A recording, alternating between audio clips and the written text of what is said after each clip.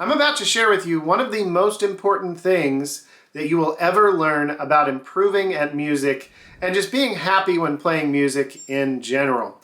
Now make sure to watch to the end because I have another tip that I'm going to mention that is related and extremely helpful to those of you who work with a teacher or play in front of anyone who is trying to help you with your music. So let's jump right in. To start with, you should be recording yourself some of the time in your practice sessions. The reason for that is that you need to have progress recordings to listen to in the future to compare how you sound then compared to now, because you can hear that difference. You can wait 3 months, 6 months, a year, whatever, come back and listen, and you're going to hear a difference. It's going to be really cool and make you happy. Remember, the thing that's difficult for you right now is going to be your warm-up later. It really does work that way. Now there's another reason you need to be recording yourself, and that has to do with helping yourself improve. So what you should do is make a recording and then use that recording to compare, and I know I just said a dirty word, people say don't compare, but we're going to use it in a healthy way. You're going to compare your result to the result of players you want to sound like. That's one of the best ways for you to get better really quickly, is to know the difference between what you're doing and what they are doing so you can sound like them. The trouble is that most people are not going to record themselves.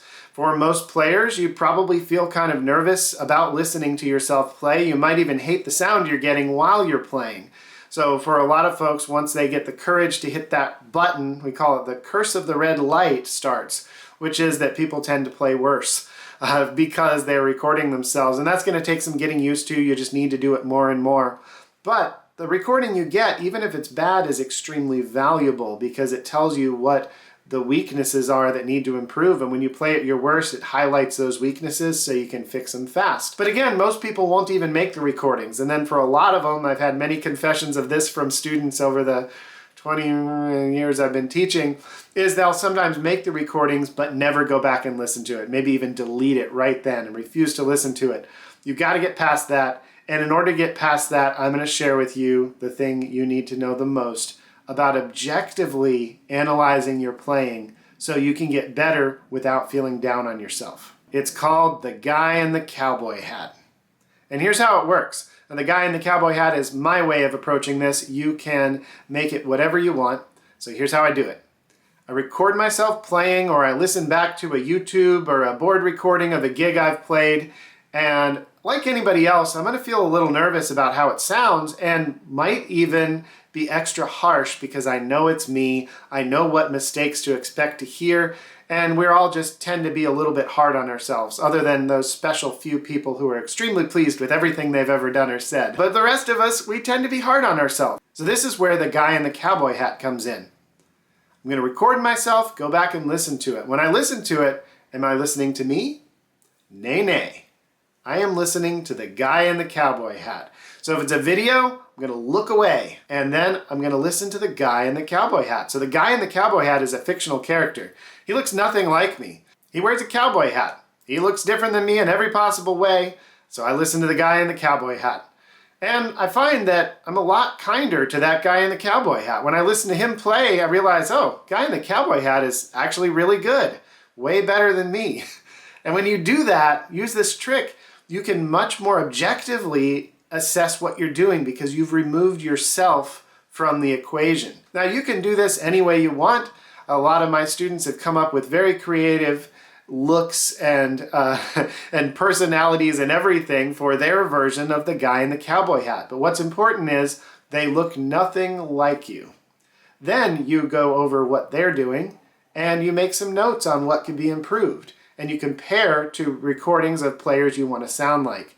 And now you have an action plan. And if you need help with that action plan, reach out. We can schedule a private lesson, and I will help you create a personalized practice plan. We'll figure out what's wrong with your playing and what's keeping you from getting better, and we will knock those out so you can get better faster and stop being stagnant and feeling discouraged about your playing.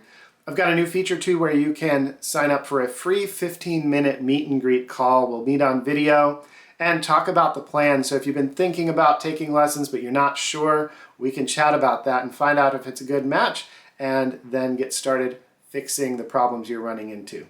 Now on to the bonus tip. And this is really important if you learn from a teacher or if you're in situations where someone is helping you improve something such as a band practice. We all tend to feel really nervous when it's time to play for the teacher, and even as a professional musician, I still take lessons, and I always will. I find people who can do something I don't know how to do, and then I go do it. And just like you, I get a little nervous when it's time to play in front of them because we're working on something usually that needs improvement. So we feel nervous. What are they going to think? I don't want to sound terrible in front of this person. Well, I've got good news for you. The worse you sound, the more your teacher can help you. It's really important. I remind my students of this in private lessons frequently. Because let's say you get lucky and you pick up your instrument and you play just like an absolute wizard. And I hear that. Well, the instructions I'm going to give you what to work on next are not going to be right for you. It's going to be way too advanced. Now let's say you have your worst day possible. It's the worst you've played in a year, and you play that in front of me. This is really good news for you, and it's really helpful for me because it's going to highlight, it's going to put under a microscope the problems that you're having, and we can knock those out and fix them so you don't have those bad days anymore. And that's the key to getting the most out of your private lessons, is allowing the bad stuff to come out so that we can fix it. And we go thing by thing, we fix it, we check that box, and you never have to go back to it again. And that's how you get good fast. All right, everybody, if you like this video, if you'd subscribe, it really helps out the channel, and you'll be able to see all my stuff. Set up the notifications by hitting that notification bell, and YouTube will let you know when all of my new videos come out. I know I haven't posted a lot lately. I've been super busy trying to get back to posting more regularly, and hopefully I can stick to that. All right, bye for now.